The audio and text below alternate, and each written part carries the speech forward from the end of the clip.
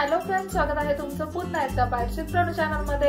आज ना bites with Pranu मध्ये आपण दुधी भोपळ्याचे ठेपले बनवणार आहोत। आता ते खूप सोप्या पद्धतीने आज आपण बनवणार आहोत। कसे बनवायचे त्याची रेसिपी लगेचच आपण पाहूयात। आता दुधी भोपळ्याचे ठेपले बनवण्यासाठी इथे सगळ्यात पहिल्यांदा आपण दुधी भोपळा घेतलेला आहे। आता याचं साल काढायचं आपल्याला आणि दुधी भोपळा किसून घ्यायचा आहे।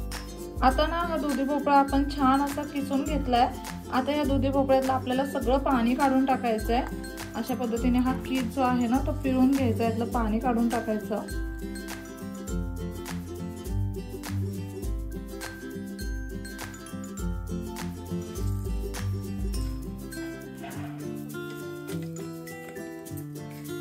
अशा पद्धतीने ना सगळ्या दुधी भोपळ्यामधलं पाणी आपण काढून घेऊयात। आता ना हे दुधी भोपळ्यातलं सगळं पाणी आपण काढून घेतलेलं आहे। आता ना इथे आपण कोथिंबीर घेतली आहे, 5-6 मिरच्या घेतलेल्या आहेत, 7-8 लसणीच्या पाकळ्या घेतल्या। त्यांचं आपल्याला एक वाटण काढून घ्यायचं आहे मिक्सर मधून। इथे ना मिक्सर मधून आपण हे मस्त असं वाटण तयार करून घेतलंय। आता हे वाटण आपण यामध्ये टाकणार आहोत। साधारणतः 1.5 चमचा इतकं वाटण आपण यामध्ये टाकलेलं आहे। लाल तिखट टाकूयात 1 छोटा चमचा, हळद टाकायचे 1/2 चमचा, धने पावडर टाकायचे अर्धा छोटा चमचा, 1/2 चमचा जिरे पावडर टाकायचे आणि 1/2 चमचा गरम मसाला टाकायचा आहे। यामध्ये आता ना 2 वाट्या गव्हाचं पीठ टाकायचंय आपल्याला आणि साधारणतः 2 मोठे चमचे इतकं बेसन टाकायचंय। चवीप्रमाणे मीठ टाकून घेऊयात। हे सगळं ना छान असं मिक्स करून घ्यायचंय आता आपल्याला।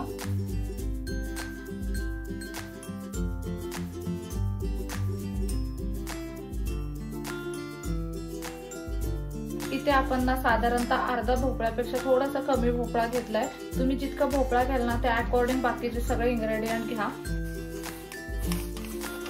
इथे ना थोडं थोडं पाणी ऍड करून आपल्याला आता हे पीठ मळून घ्यायचंय आणि याचा एक छान असा गोळा तयार करून घेऊयात। हे पीठ मळताना ना पाणी लागलं तरच घ्यायचं, नाहीतर जो दुधी भोपळ्याचा ओलसरपणा आहे ना त्या ओलसरपणामध्येच आपल्याला हे पीठ मळून घ्यायचंय। दुधी भोपळ्याचा किस ना पाणी सोडतं, त्याच्यामुळे त्या पाण्यातच बऱ्यापैकी हे पीठ मळून होतं। जर लागलं तर थोडंसं पाणी किंचित तुम्ही वरून घेऊ शकता। आता हे ना पीठ आपण अगदी छान असं मळून घेतलंय। लगेचच ह्याचे ठेपले करून घ्यायचे, नाहीतर मग ह्याला पाणी सुटत राहतं। थोडंसं तेल लावूया आपण पिठाला।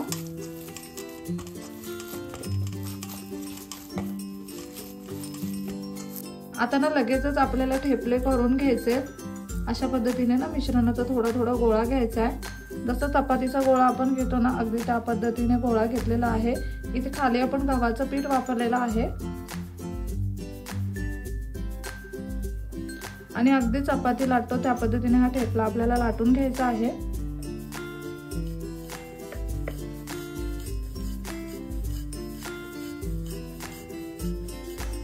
अगदी छान मस्त असा हा ठेपला आपण लाटून घेतलेला आहे। अगदी छान पातळ लाटलेला आहे, अगदी ज्याप्रमाणे आपण पोळी लाटतो ना त्याचप्रमाणे।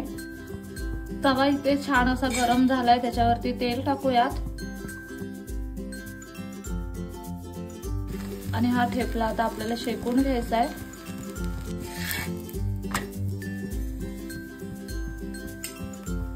मस्त असं दोन्ही बाजूने ठेपला आपल्याला शेकून घ्यायचा आहे। इथे आपण आता ह्याला तेल लावतोय, याऐवजी तुम्ही तूप किंवा बटर सुद्धा लावू शकता।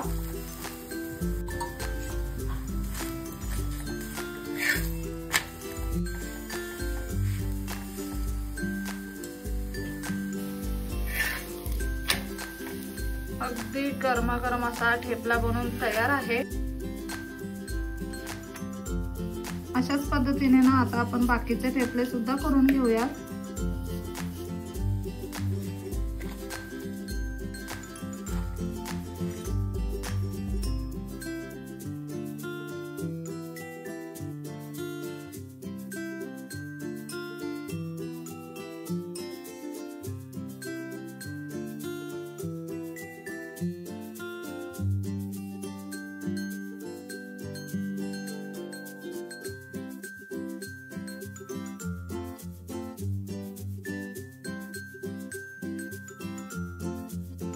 इथे तुम्ही पाहू शकता अगदी गरमागरम असे हे दुधी भोपळ्याचे ठेपले बनवून तयार आहेत। किती सॉफ्ट झालेत हे तुम्ही आत्ताच व्हिडिओमध्ये पाहिलं। खूप छान लागतात, खूप अप्रतिम लागतात आणि सगळ्यात महत्त्वाचं म्हणजे ना खूप इन्स्टंट बनतात। आपण सारखी सारखी दुधी भोपळ्याची भाजी वगैरे बनवतो, त्यापेक्षा हे पौष्टिक आणि मुलांच्या टिफिनला वगैरे पण देण्यासारखं आहे ना। मुलांच्या टिफिनसाठी किती बेस्ट ऑप्शन आहे ना हा।